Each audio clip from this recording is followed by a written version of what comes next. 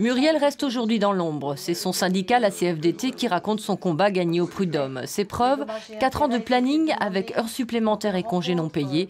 Bref, des semaines de 60 à 90 heures. Un dossier qui a abouti à la condamnation du franchisé McDo, propriétaire de plusieurs restos de la marque dans les Côtes-d'Armor.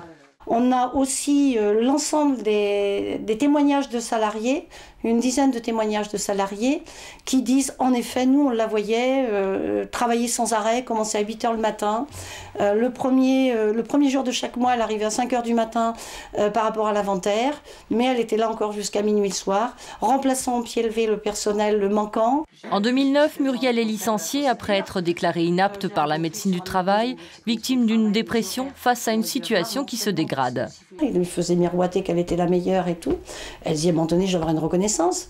Normalement, dans son contrat de travail, il était dit que il y a un salaire quand même, son salaire fixe qui est quand même peu pour le poste qu'elle avait, 2200 € de salaire fixe, et avec des primes qui devraient être discutées avec elle tous les ans, quoi. Donc à un moment donné, elle pensait avoir cette reconnaissance qu'elle n'a jamais eue.